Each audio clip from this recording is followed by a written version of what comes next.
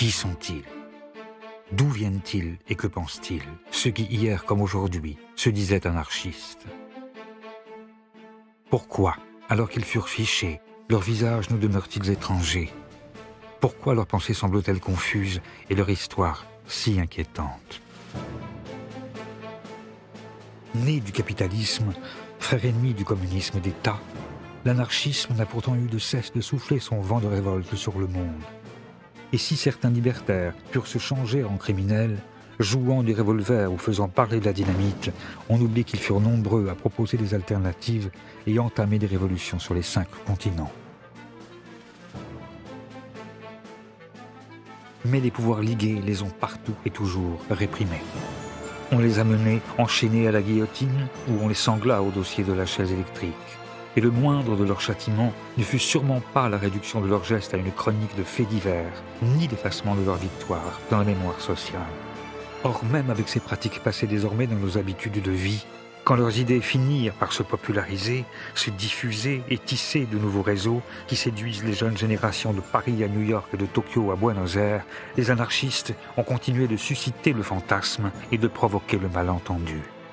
D'où vient donc l'odeur de soufre qui précède chacun de ces sombres cortèges? Et quelle folle espérance se soulève avec chaque drapeau noir brandi? Comment l'anarchisme, qui rêve pour notre vieux monde d'un autre futur et combat depuis plus de 150 ans tous les maîtres et les dieux, nous pose-t-il des questions toujours aussi actuelles? Et pourquoi son histoire, qui oscille comme un pendule de gauche à droite, de l'insurrection à l'attentat, est-elle plus que jamais la nôtre?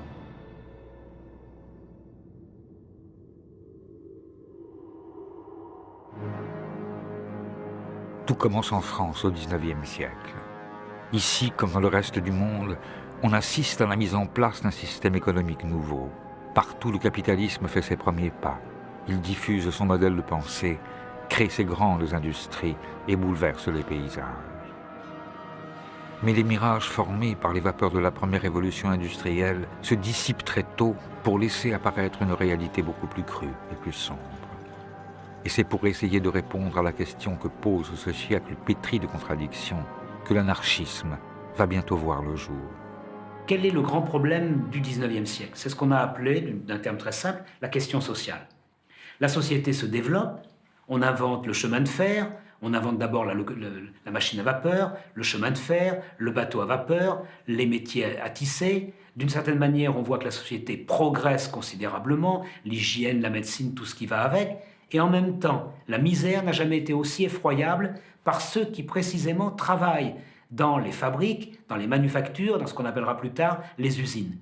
La plupart des penseurs, qu'ils s'appellent Saint-Simon, qu'ils s'appellent Fourier, qu'ils s'appellent Proudhon, qu'ils s'appellent Marx ou Cabet ou Owen, on peut aligner tous les noms que l'on veut, tous se posent la question comment résoudre la contradiction. On ne peut pas comprendre la naissance de l'anarchisme si l'on ne se souvient pas de la vie de peine et de misère que mène en ce temps le prolétaire, celui qui ne possède rien que sa force de travail. Sa journée dure plus de 12 heures et le salaire qu'il retire de son labeur ne lui permet pas de manger à sa faim. Il n'a ni jour de repos, ni assurance, ni retraite. Ses enfants travaillent dès qu'ils peuvent se tenir sur leurs jambes et 1 sur 2 meurt avant l'âge de 6 ans. Les carences, les épidémies et l'alcool font des ravages, l'analphabétisme est la norme et l'accident, la loi. En 1840, l'espérance de vie d'un travailleur ne dépasse guère les 30 ans. Or, tout comme la bourgeoisie qui bénéficie du progrès et vit dans l'opulence a pu trouver dans le libéralisme son idéologie, c'est dans un socialisme au contour encore vague que le prolétariat voit à l'époque une réponse possible à ses problèmes. Mais pour apporter une réelle solution aux injustices, le socialisme doit surmonter une autre contradiction, presque philosophique, celle-là. Le problème des problèmes en philosophie politique depuis le libéralisme classique, c'est la conjugaison de la liberté puis de l'égalité. Comment assurer le plus grand éventail possible de liberté compatible avec le fait que tout le monde ait le même éventail de liberté, avec la plus grande égalité possible, dans la mesure où, sans égalité, la liberté demeure incomplète et il faut concilier ces idéaux de liberté et d'égalité. Un anarchiste américain disait « Pleine liberté sans l'égalité, c'est la jungle. Pleine égalité sans la liberté, c'est la prison. » Et on ne veut ni de la jungle ni de la prison. Cette tentative de concilier, et c'est pas facile, mais le maximum de liberté avec le maximum d'égalité, cette aspiration double à la fois à l'égalité et à la liberté, je pense que c'est une des valeurs fondamentales de l'anarchisme. Jusqu'à la moitié du XIXe siècle encore, le terme d'anarchisme, dont la racine grecque anarche signifie absence de pouvoir, est un terme négatif utilisé pour désigner le désordre et le chaos. Mais si de grandes personnalités comme Sade, Babeuf ou Godwin avaient pu être auparavant taxés d'anarchistes, c'est Pierre-Joseph Proudhon, l'un des rares penseurs issus de la classe ouvrière, qui s'en sert pour définir une position politique révolutionnaire et charger soudain l'anarchisme d'une valeur positive.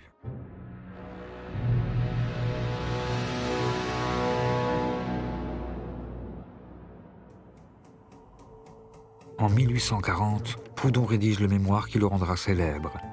Qu'est-ce que la propriété?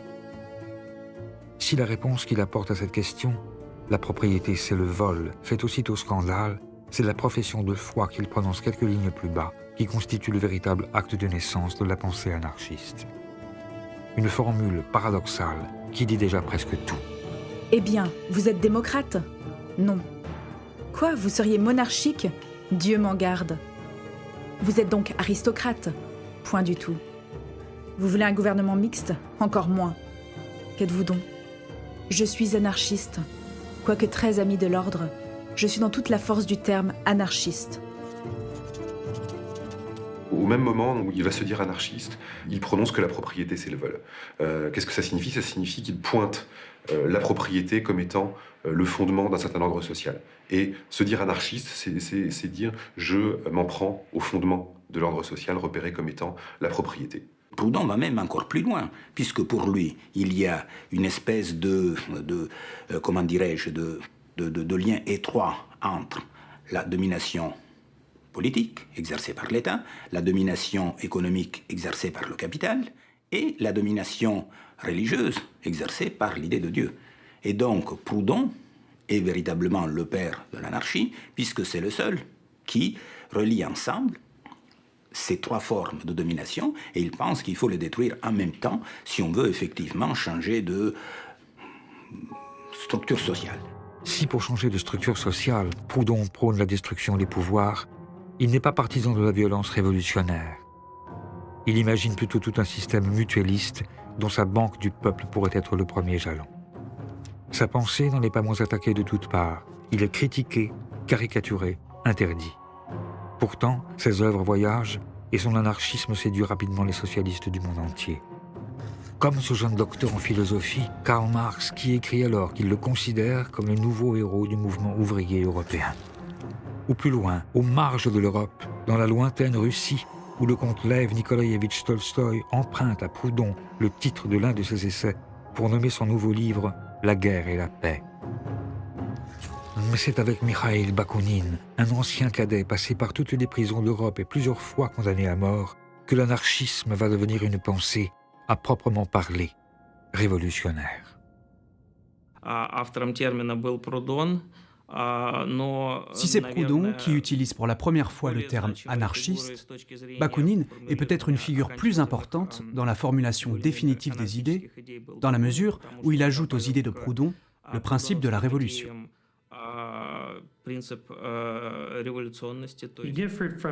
À la différence de Proudhon, en effet, Bakounine prône l'insurrection. Selon lui, la seule manière d'abolir l'État et le capitalisme, c'est une révolution armée. Bakounine entreprend de diffuser la pensée anarchiste au sein de la toute nouvelle Association internationale des travailleurs, plus connue sous le nom de Première Internationale. Cette association, créée en 1864 à Londres, qui affirme que l'émancipation des travailleurs doit être l'œuvre des travailleurs eux-mêmes et qui rassemble à ses débuts plus de 2000 ouvriers, brosseurs, terrassiers, doreurs, charpentiers, menuisiers venus du monde entier, apparaît en effet aux yeux du révolutionnaire russe comme la plateforme idéale pour parachever le projet anarchiste et le faire connaître au monde. À chaque congrès, on discute des moyens de production. Est-ce qu'il faut les collectiviser? Est-ce que chacun a droit d'avoir ses propres moyens de production? Est-ce que ça doit être commun? Est-ce qu'il faut des coopératives? Est-ce qu'il faut des collectivités? qu'est-ce qu'on fait de l'héritage, qu'est-ce qu'on fait de l'argent, quel est le rôle des femmes, etc. Enfin, tout un ensemble de problèmes qui a jusque-là jamais été abordé. Mais depuis la mort de Proudhon, entre Bakounine, qui apparaît comme l'héritier du père de l'anarchisme, et Marx, qui, lui, avait rompu depuis longtemps avec l'auteur de la philosophie de la misère, les débats dégénèrent. Et leur querelle, autant personnelle que politique, divise bientôt le mouvement socialiste. 3 grands courants émergent. Un courant réformiste, assez minoritaire, qui ne croit pas aux vertus de la révolution. Un courant marxiste, que les anarchistes qualifient d'autoritaire, qui pense que l'ordre nouveau s'imposera grâce à la dictature du prolétariat. Et enfin, le courant anti-autoritaire ou anarchiste de Bakounine, qui prône l'insurrection et la destruction définitive de tout l'appareil étatique. Pour les anarchistes comme pour les marxistes, le communisme est une société sans État, mais les marxistes estiment qu'ils peuvent utiliser l'appareil étatique d'oppression pour construire une société nouvelle, alors que les anarchistes pensent que l'État doit être supprimé dès la révolution sociale, après quoi viendra le communisme. Marx pensait qu'il fallait un parti centralisé, avec une structure hiérarchisée qui serait capable de mobiliser les gens pour prendre le pouvoir, et puis ensuite utiliser ce pouvoir pour créer le socialisme. Bakounine, en raison des idéaux anarchistes auxquels il adhère, en raison de sa méfiance du pouvoir et de l'autorité, est convaincu que c'est une erreur colossale que de penser comme ça. Il a à peu près cette expression « Prenez le plus grand révolutionnaire, mettez-le sur le trône de toutes les Russies, et vous en ferez un tyran dans quelques années. Je prédis, c'est à peu près sa formulation, qu'en Russie, si la révolution qui se produit prend la forme que Marx souhaite, on verra arriver une terrifiante bureaucratie rouge. » Avec son mètre 99 et ses yeux impeccablement bleus, Bakounine, qui parle 5 langues, convainc rapidement des membres influents de l'Internationale, comme le Suisse James Guillaume, les Français Élie et Élisée Reclus, l'Espagnol Anselmo Lorenzo, l'Italien Malatesta ou un peu plus tard le prince russe Kropotkin. Et grâce à eux, l'anarchisme s'internationalise et devient la pensée la plus populaire parmi les différents courants du socialisme. I think it's fair to say that if you counted globally, pour être honnête, et même en comptant large, le nombre des marxistes à cette époque dans l'Internationale était seulement de 1000 membres. Alors que les anarchistes, eux, étaient beaucoup plus nombreux. Il y en avait 60 000 en Espagne, 15 000 au Mexique, et leur fédération était bien plus puissante. Devenus effectivement majoritaires en nombre d'adhérents au sein de l'Internationale, les émules de Bakounine et de Proudhon sont particulièrement nombreux en France aussi. Quand éclate la Commune de Paris en 1871, les anarchistes sont donc aux premières loges. Et avec les autres révolutionnaires, ils se lancent à corps perdu dans l'insurrection. C'est un grand espoir, c'est un grand rêve. Tout à coup, une ville entière qui devient autonome, qui se défait des maîtres, qui se défait du vieux monde, qui réinvente tout. Pendant 73 jours, Paris s'insurge, fusille quelques généraux, brûle les cadastres, renverse les vieilles idoles et rend le pouvoir au peuple. Sur les ruines de l'ordre ancien, oubliez les divisions au sein de l'Internationale, les révolutionnaires essaient tous ensemble de bâtir un monde meilleur. On donne à chacun selon ses besoins, on nourrit les indigents, on alphabétise les illettrés, on soigne les infirmes. On sépare l'Église et l'État. Les arts redeviennent accessibles à tous, les femmes s'éduquent, votent et disposent de leur corps, et la ville fonctionne presque sans gouvernement. La Commune à la lettre n'est pas un événement anarchiste. Mais c'est la première tentative de destruction intégrale de l'État, de destruction immédiate de l'État. Il y a l'idée, d'un seul coup, d'un soulèvement et d'une prise en main, à l'échelle d'une capitale, de la vie économique, politique, par la population elle-même. Même si la Commune n'est pas anarchiste, ceux qui se disent anarchistes ou ceux qui vont le devenir, comme Louise Michel, sont en première ligne. Et quand le mouvement s'étend aux grandes villes françaises, Bakounine en personne vient participer à l'insurrection lyonnaise. Il abolit l'État, l'espace de quelques jours, et croit lui aussi que le grand soir est enfin arrivé. Mais déjà, le pouvoir contre-attaque. Les communards élèvent des barricades et se préparent au combat. Au cours d'une longue semaine, dans le Paris d'Haussmann, une guerre civile a lieu où les travailleurs, hommes, femmes et enfants, affrontent une troupe armée et entraînée. et la terreur contre-révolutionnaire est à la hauteur de l'effroi que la Commune a jeté dans les rangs de la bourgeoisie. La troupe fusille au hasard, la fine fleur du prolétariat est coupée. Paris se change en un immense charnier. Un massacre dont on n'a pas idée aujourd'hui. On a longtemps discuté sur le nombre de morts. 25 000, 30 000, c'est probablement plus près de 20 000. Mais tuer avec les fusils de l'époque, mettons 20 000 personnes en une semaine, c'est quasiment impossible. Ça veut dire que si on a arrêté de tuer le 28 mai 1871, c'est parce que la terre de Paris, parce que les caniveaux, parce que les égouts n'arrivaient plus à absorber le sang. La brutalité de l'écrasement de la Commune de Paris a choqué beaucoup d'ouvriers en Europe et dans le reste du monde. Et les anarchistes se sont dit, si l'État peut agir de la sorte, alors nous aussi nous avons le droit d'agir de la même façon. Ils se sont dit qu'il ne pouvait pas y avoir de changement pacifique. Parce que si on agit de manière pacifique, on est massacré, comme ont été massacrés les communards. Si vous êtes pacifiste, on vous exécute. Une part de la relève anarchiste est assassinée au cours de la Semaine sanglante. Une autre est condamnée à la déportation dans les bagnes calédoniens. Les rares qui échappent à la mort et au châtiment de l'État connaissent l'exil et la misère. Les marxistes profitent de leur diminution pour achever de les exclure de l'international. Mais l'anarchisme survit. Traqué, grimé, Bakounine parvient à s'enfuir.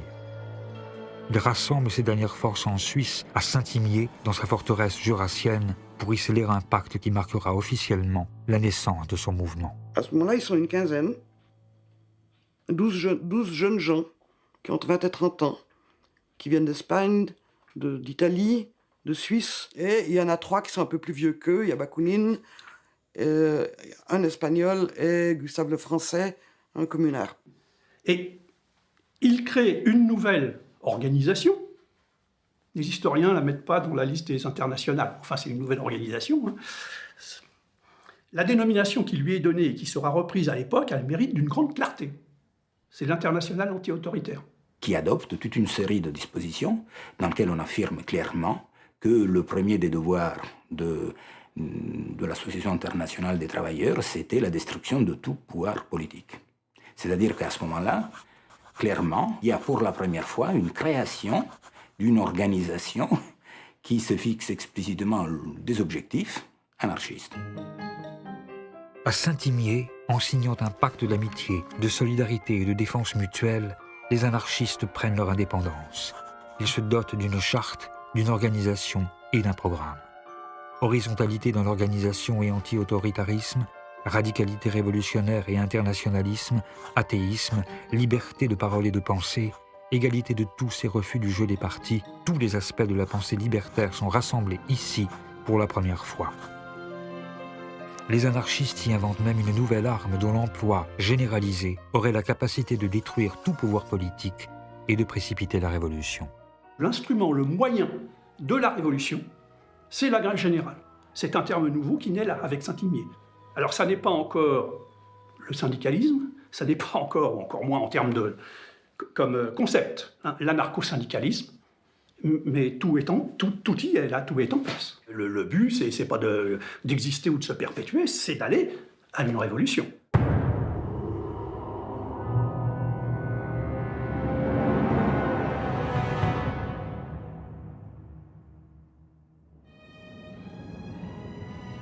C'est dans les jeunes États-Unis d'Amérique que cette arme nouvelle va être utilisée pour la première fois à grande échelle. Déposé par les grandes vagues de migration, l'anarchisme, ici aussi, a pris racine. Il a même trouvé, dans ces bataillons de pauvres qui viennent grossir les grands centres industriels du Nord, où le salariat ressemble tant à l'esclavage du Sud, un terreau favorable à son épanouissement. Car au début des années 1880, la guerre civile se prolonge dans des luttes sociales sévèrement réprimées, comme celle des cheminots de Pennsylvanie, où le gouvernement fédéral fait tirer à l'arme lourde sur les travailleurs. Les charges, baïonnettes au canon, font des dizaines de morts. Pour les nouveaux arrivants, le rêve américain se change souvent en long cauchemar. The common story of immigrant anarchists L'histoire générale des émigrants, que ce soit les Italiens, les Allemands ou les Français, est toujours la même. S'ils sont des ouvriers qualifiés, ils ne trouvent que des emplois sous-qualifiés. S'ils sont des ouvriers sous-qualifiés, ils occupent alors les pires emplois. Et tous perdent leurs illusions en arrivant. Ils ne croient plus au système politique qui se prétend alors démocratique et républicain. Ils se rendent compte de toute la corruption. Et donc, nombre de ces immigrants, soudain, se radicalisent. Cette rencontre avec des idées radicales a notamment lieu à Chicago, où nombre de ces immigrés finissent par arriver. L'acier, le béton et la viande réclament des bras. Rongée par la naissante mafia à la solde d'industriels tout-puissants, la ville regorge alors de travailleurs ségrégés, de filles de joie et d'enfants des rues. Elle devient rapidement le foyer de la contestation.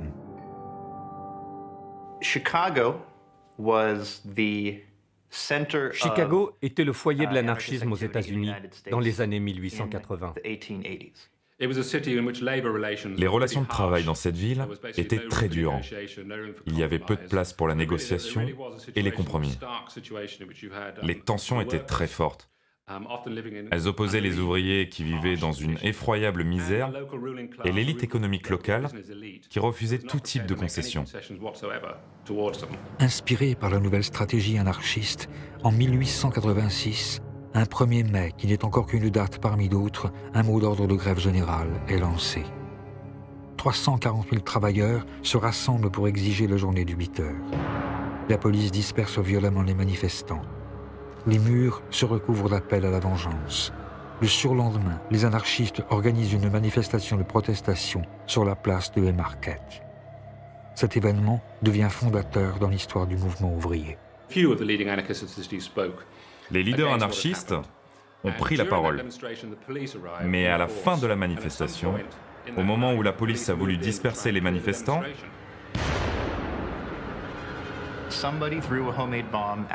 Quelqu'un a jeté une bombe. Elle a explosé au milieu des policiers et tué des agents. Il y a un mouvement de foule. La police se met à tirer. Les manifestants répliquent. Les Américains ont l'habitude encore aujourd'hui d'être armés. Mais les autorités, sans aucune preuve, ont considéré que c'étaient les anarchistes qui étaient responsables de ce désordre et de la bombe.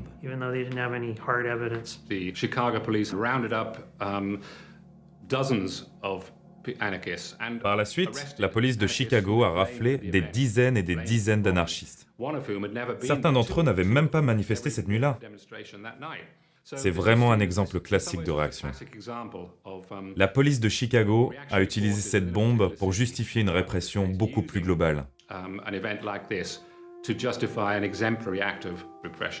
8 anarchistes sont accusés d'avoir jeté la bombe. Dans sa plaidoirie, le procureur reconnaît à demi-mot leur innocence. Nous savons que ces 8 hommes ne sont pas plus coupables que les milliers de personnes qui les suivaient, mais ils ont été choisis parce qu'ils sont des meneurs. Messieurs du jury, faites d'eux un exemple, faites-les pendre, et vous sauverez nos institutions et notre société. Sur les 8, 5 sont condamnés à mort. Louis Slings se suicide en prison. Les 4 autres, August Spies, George Engel, Adolf Fischer et Albert Parsons, sont pendus. Ce n'est qu'en 1893 que le gouverneur de l'Illinois a innocenté les anarchistes qui avaient été pendus. Il a confirmé que c'était le chef de la police de Chicago qui avait tout organisé, et même sans doute commandité l'attentat pour justifier la répression qui allait suivre. Ça a provoqué une immense colère, non seulement parmi les anarchistes, mais parmi les humanistes du monde entier. Ce procès avait été inéquitable. Et les anarchistes de Haymarket sont devenus des martyrs pour tous les anarchistes et tous les socialistes. Et par la suite, on pouvait voir leurs portraits partout, dans toutes les organisations ouvrières, non seulement en France, en Grande-Bretagne, mais jusqu'en Amérique latine.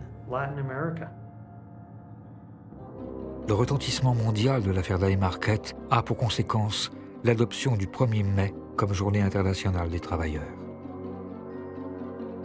Dans les années qui suivent, Des manifestations ont lieu partout, emmenées par les anarchistes. Mais c'est en France que le massacre de Chicago va faire entrer l'anarchisme dans une nouvelle ère. Celle des bombes et de la propagande par le fait.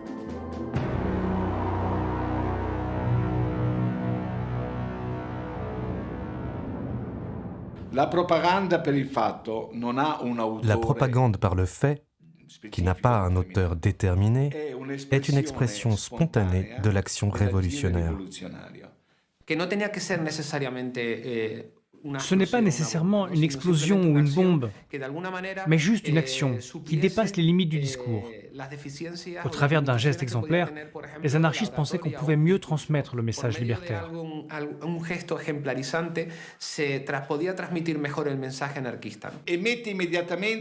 Et puis ça met le révolutionnaire au défi. Il ne s'agit pas de faire comme ces révolutionnaires qui parlent et laissent agir les autres. Là, le révolutionnaire agit et il fait la preuve par les faits de sa crédibilité. Cette conception selon laquelle une action d'éclat pourrait créer l'étincelle révolutionnaire qui enflammera l'Occident convainc notamment un certain François Königstein, dit Ravachol. Il adhère au mot d'ordre de Louise Michel et Kropotkin, qui sont, avec Malatesta, les nouveaux théoriciens de l'anarchisme et qui ont appelé à la révolte permanente par la parole, par l'écrit, par le poignard ou la dynamite. Ravachol voit lui aussi, dans la toute nouvelle invention de Nobel, l'outil idéal pour détruire le vieux monde. Il se forme à la manipulation de la nitroglycérine et, à la suite de la répression féroce des premières manifestations du 1er mai en France, sa révolte se changeant soudain en fureur, il décide de passer à l'action. Le 1er mai 1891, les anarchistes décident de faire une journée de lutte et d'action. Pas une journée de défilé ordonné comme c'est devenu de nos jours. Et donc, il y a des échauffourées à Clichy, où les flics tapent sur les anarchistes et les anarchistes tapent sur les flics. Et puis, à Fourmies, dans le Nord, il y a une fusillade contre les femmes et les enfants qui sont devant le cortège. Et il y a plusieurs morts. Et c'est à cause de ça que Ravachol pose des bombes. Comme un symbole, Ravachol place ses bombes artisanales boulevard Saint-Germain et rue de Clichy. Devant les portes des appartements du juge et de l'avocat général qui ont condamné à de lourdes peines de prison 3 manifestants anarchistes, il dépose des valises. Les dégâts sont impressionnants.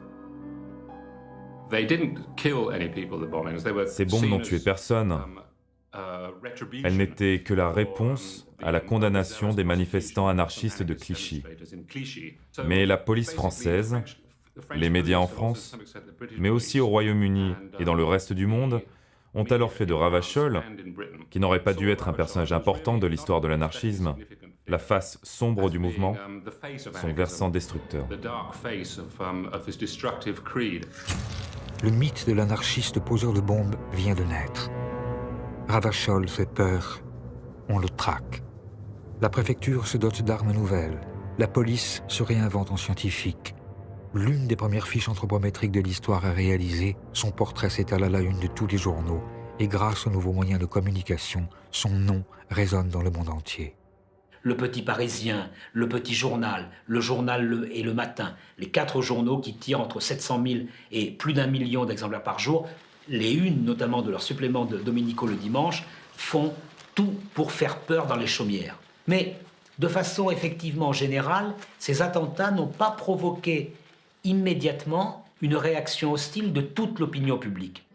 Bien au contraire, Ravachol recueille même plutôt la sympathie du peuple, pour lequel il devient une sorte de héros, comme Mandrin aux cartouches, un vengeur auquel on écrit, sur l'air de la Carmagnole, des chansons. Dansons la Ravachol, vive le son, vive le son. Dansons la Ravachol, vive le son, l'explosion. Pour devenir un exemple de pure révolte, l'anarchiste doit payer de sa personne. Ce n'est pas le terroriste qui fait son attentat et s'enfuit.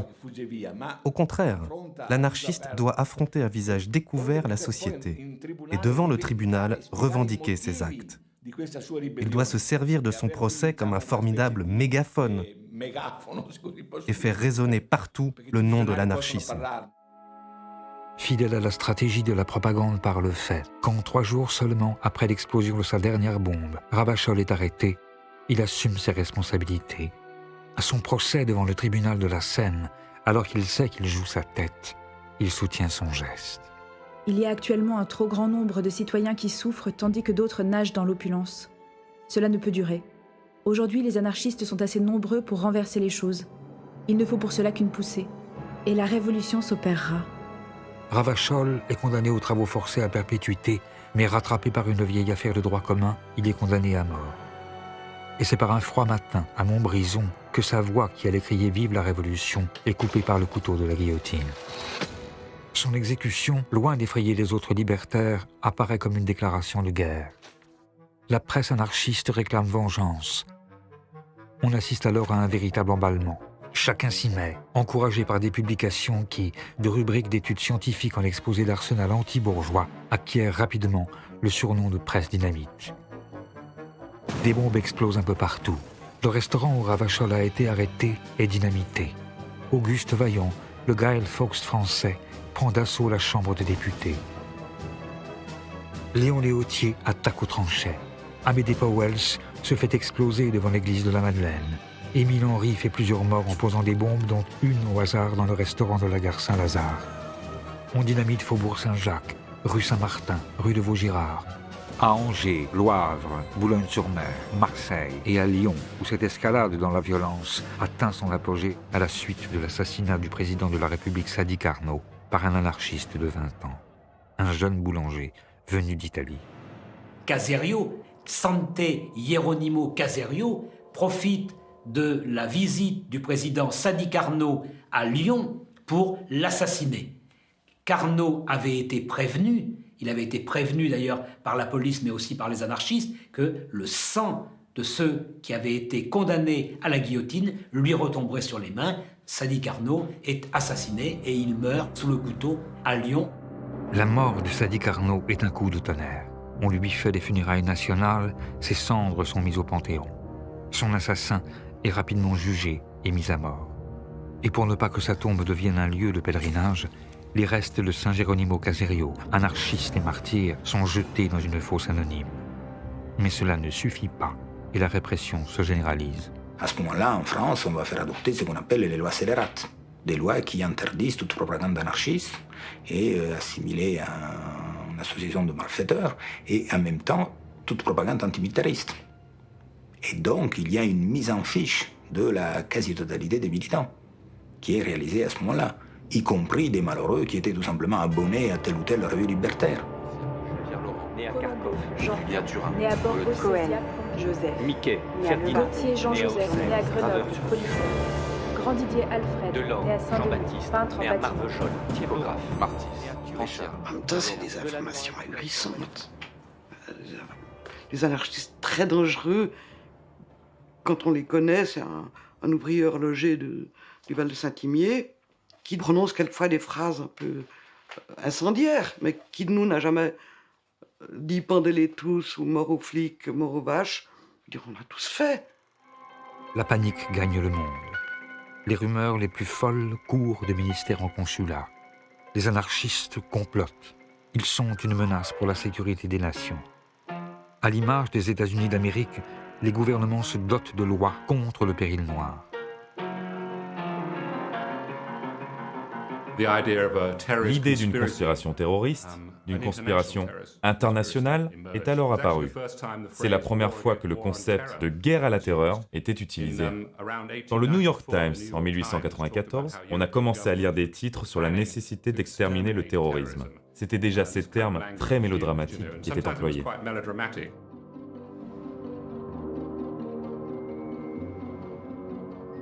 Pour faire la guerre à cette internationale noire tout imaginaire, une bien réelle internationale policière se met en place.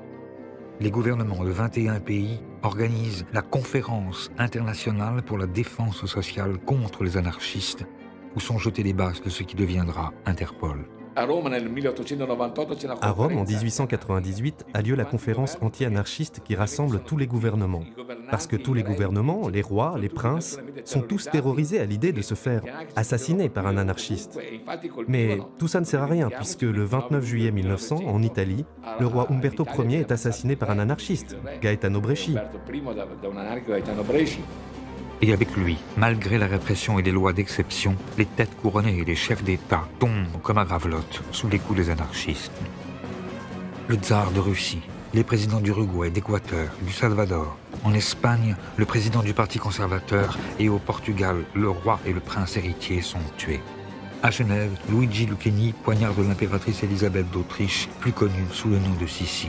À Madrid, le président du Conseil espagnol est assassiné. Et ainsi de suite, jusqu'à la guerre où Alexandros Kinas tue le roi des Grecs et Gavrilo Princip, l'archiduc d'Autriche et sa femme. Mais face à la propagande par le fait des anarchistes, l'État fait de la propagande. Et quand il se trouve des entrepreneurs malins, l'anarchisme peut aussi servir à faire la promotion de ses petites affaires. Comme c'est ici le cas d'Edison, qui profite de l'exécution de Leon Chilcoch, l'assassin du président des États-Unis, McKinley, pour promouvoir ses deux nouvelles inventions, le cinéma en 35 mm et la chaise électrique.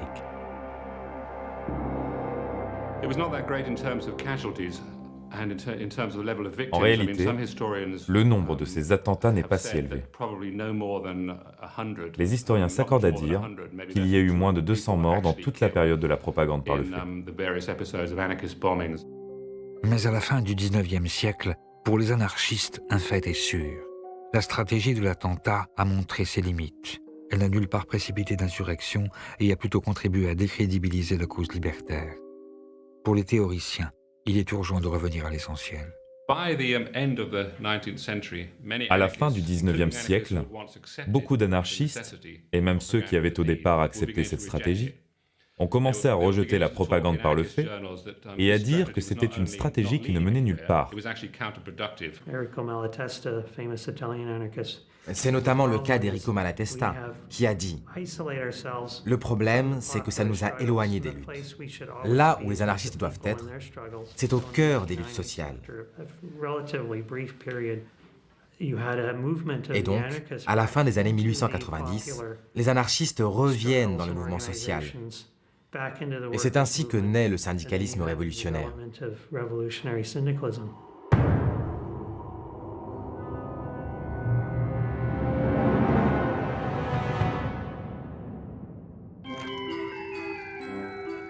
Depuis quelques années, un peu partout, les travailleurs ont conquis le droit de s'organiser en syndicats. Mais c'est avec la création des bourses du travail, puis de la CGT, qu'anarchisme et syndicalisme vont fusionner pour donner naissance au syndicalisme révolutionnaire, que l'on désignera plus tard sous le terme d'anarcho-syndicalisme.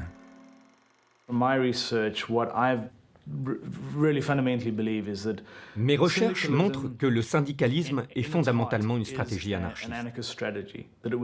Bien sûr, c'est né en dehors du mouvement anarchiste, et c'est quelque chose que les anarchistes ont ensuite adopté. À l'intérieur de cette stratégie, les bourses du travail occupent une place particulière. Le grand promoteur du mouvement des bourses du travail est un jeune anarchiste qui s'était fait connaître en s'opposant à la stratégie de l'attentat. C'est quelqu'un pour qui j'ai une très grande admiration, c'est Pelloutier. Alors, c'est un Français, Pelloutier, qui meurt très jeune, à 30 quelques années, en s'étant tué à la tâche, littéralement. Mais il va fonder cette idée de bourse du travail. Qu'est-ce que c'est que ces bourses du travail? Tout comme le nom l'indique, c'est une bourse, c'est-à-dire un endroit où l'on vient pour négocier son travail, c'est-à-dire pour chercher un travail. Au départ, c'est simplement, effectivement, pour permettre à ceux qui n'avaient pas de travail d'en trouver. Et puis rapidement, les bourses du travail deviennent des écoles professionnelles, des écoles, des bibliothèques.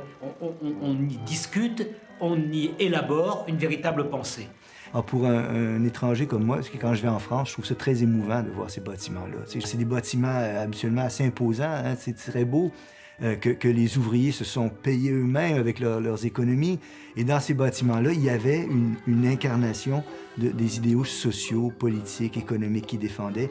Il y avait des lieux de défense des travailleurs immédiates. C'était des lieux où on incarnait véritablement ce qu'on voulait voir plus tard dans la société. C'était des lieux où on commençait à donner les prémices de la société de demain et on commençait à donner des outils pour lutter pour y parvenir.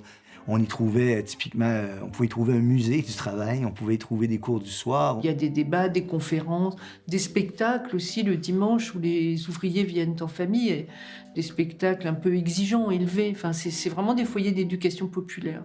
Donner à l'ouvrier la science de son malheur, la formule de Pelloutier. Il y a encore une fois cette idée que la situation objective, elle est connaissable, on peut la connaître, et si on donne les informations pertinentes aux gens qui sont concernés, ils comprendront la situation dans laquelle ils se trouvent et ils seront vraisemblablement intéressés à la transformer, cette situation-là.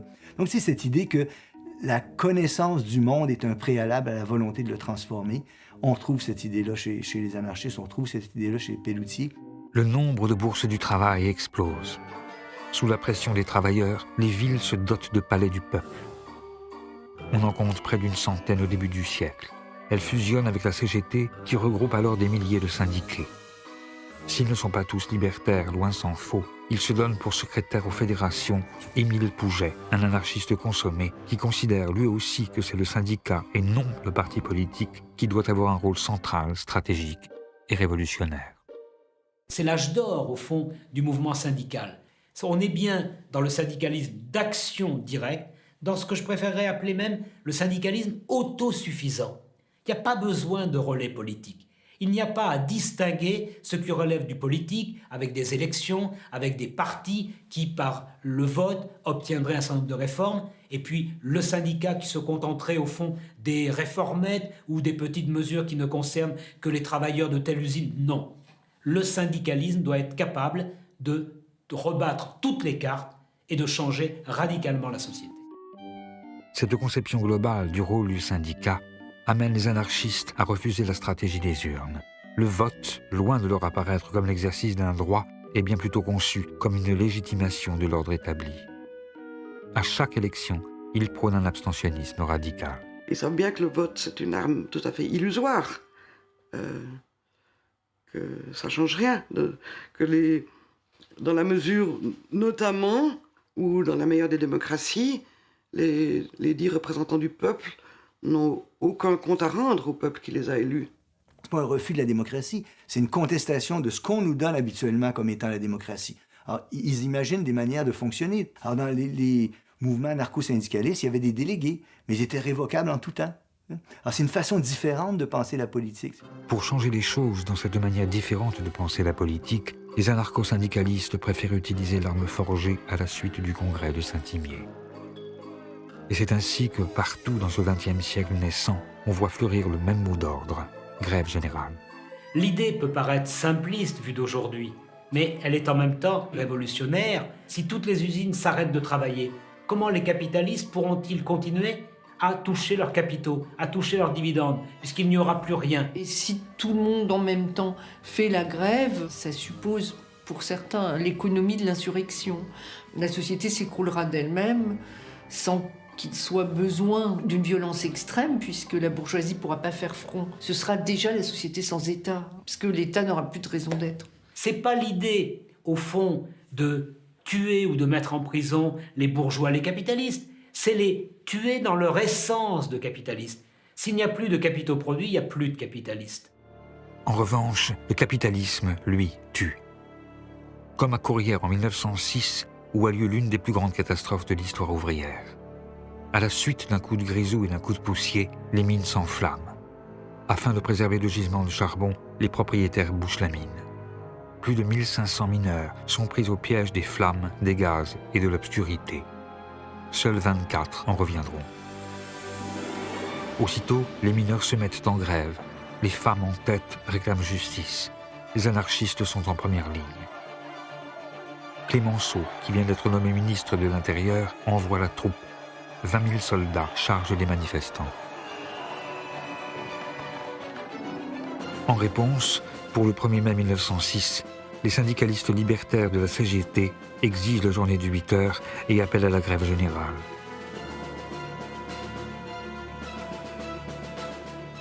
Il y a comme un avant-goût du 36 ou de mai 68. Dans les bourses du travail, si les anarchistes font des soupes populaires et jouent à l'orchestre, ils savent que bientôt viendra l'heure de l'affrontement. En plein cœur de cette époque qui n'est pas belle pour tout le monde, les travailleurs se préparent. La bourgeoisie tremble, la France retient son souffle. Il y a toute une fébrilité autour de ce 1er 1906 qui doit être le départ de la grève générale. Donc il y a une attente presque millénariste. On voit des banderoles dans tant de jours nous serons libres. Et c'est actualisé au fur et à mesure qu'on se rapproche de la date fatidique. Et il y a une véritable panique qui saisit la bourgeoisie à l'approche de ce 1er mai 1906. Et à Paris, il y a 45 000 hommes de troupes pour empêcher toute manifestation de se tenir. Donc il y a la tactique du manège et des dragons qui tournent en rond sur les places. Il va y avoir des affrontements autour de la place de la République. C'est vraiment des charges sabre au clair. Et quand on frappe, c'est bien souvent avec le tranchant. Il y a un nombre de mutilations incroyable. Et puis il y a des morts, pas mal de morts aussi. Malgré les arrestations, les blessés et les morts, les anarchistes remportent ici tout de même une grande victoire. Ils font la preuve qu'ils peuvent mobiliser les travailleurs et obtenir gain de cause. Car si la journée du 8 heures n'a pas été obtenue, le gouvernement a tout de même été obligé de lâcher, sous la pression, un jour de repos. Le syndicalisme révolutionnaire est alors au fait de sa popularité. La charte d'Amiens, adoptée quelques semaines plus tard, symbolise son triomphe et demeure aujourd'hui encore le codex du mouvement syndical en France et dans le monde. Car au début du XXe siècle, l'anarcho-syndicalisme fait des petits un peu partout. La CNT en Espagne, qui regroupera bientôt près de 2 millions de travailleurs. La FORA, qui structurera la vie politique argentine jusque dans les années 50, ou encore les IWW aux États-Unis d'Amérique, qui prennent pour emblème un chat noir et un sabot que les ouvriers français glissaient dans les machines pour les casser, et qui, dans de très nombreuses langues, formera l'étymologie du mot sabotage. Si vous prenez une carte du monde, alors vous verrez que le mouvement anarcho-syndicaliste s'est développé dans toute l'Amérique latine et dans toute l'Europe. Si l'on parle d'une présence certes minoritaire, mais avec une influence énorme, alors vous trouverez l'Europe de l'Est, l'Afrique du Nord et jusqu'en Extrême-Orient. Le syndicalisme révolutionnaire s'est implanté aussitôt dans le monde entier, surtout dans les pays capitalistes industrialisés. Avec ces organisations qui voient le jour tout autour du monde et leurs publications qui tirent dans toutes les langues, le courant syndicaliste révolutionnaire parvient à toucher des franges de la population jusqu'alors négligées par les autres courants politiques. Et grâce à elle, l'anarchisme étend son influence et accroît sa force d'impact. Au fur et à mesure de l'implantation des syndicats anarchistes, ceux-ci se dotaient toujours de sections féminines. Ce ne sont pas des ghettos, car ces sections féminines étaient vraiment aux avant-postes de la Révolution. Et je crois que c'est important de comprendre ça, car les femmes jouaient alors un rôle de pionnier. Et ces sections féminines devenaient aussitôt, en quelque sorte, des avant-gardes révolutionnaires. Esclaves entre tous les prolétaires, ce sont effectivement des femmes qui mènent ces luttes syndicales et ouvrent pour l'anarchisme de nouveaux fronts. Le mouvement libertaire devient ainsi, en ce temps où les femmes n'ont pas le droit de vote, ni celui d'avoir un compte en banque, le seul mouvement révolutionnaire à avoir des figures féminines de premier plan. On se souvient de Louise Michel, la communarde réprouvée devenue héroïne populaire, et d'Emma Goldman, l'émigrée russe surnommée la femme la plus dangereuse d'Amérique.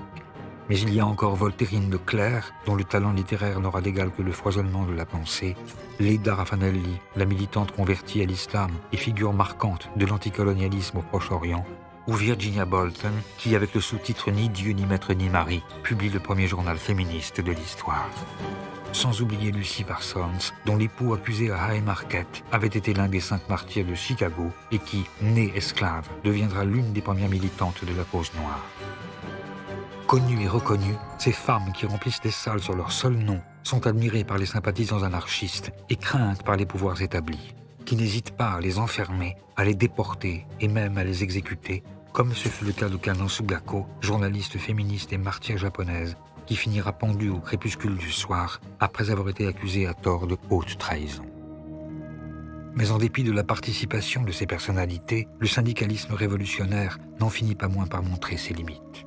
Et Malatesta, encore lui, s'en inquiète qu'il le voit devenir un mouvement légalitaire dans lequel les anarchistes semblent avoir oublié ce qu'ils sont, et ce pourquoi ils luttent. Ce que Malatesta critique alors, c'est ce syndicalisme apolitique, de ventre mou, qui n'ose pas contester le pouvoir.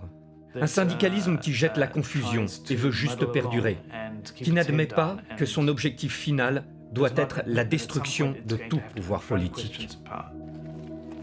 Ce rappel du but final de l'action syndicale est d'autant plus urgent que, rien qu'en 1905, on compte une révolution en Russie, des manifestations insurrectionnelles en Allemagne, en Italie, au Royaume-Uni, un vendredi rouge en Hongrie, une rébellion en Crète, une grève générale en Pologne, une semaine rouge au Chili, un mouvement de masse en Inde, le commencement de l'ère de la violence populaire au Japon, des soubresauts révolutionnaires en Mongolie ou encore une révolution constitutionnelle en Perse. Et partout, les anarchistes sont à la manœuvre. Mais malgré ces larges mobilisations, comme à Macédoine lors de l'insurrection à la fois nationaliste et libertaire d'Ilinden, tous ces mouvements sont noyés dans le sang. Et c'est dans ce contexte de répression généralisée, on l'oublie trop souvent, que certains anarchistes vont reprendre la voie des armes, comme au temps de la propagande par le fait, mais avec, cette fois, la conscience de la vanité de leurs gestes et l'assurance de la tragédie qui les attend. Car notre sang bleu est noir, notre drapeau rouge est noir, notre étoile jaune est noire, notre vie en rose est noire.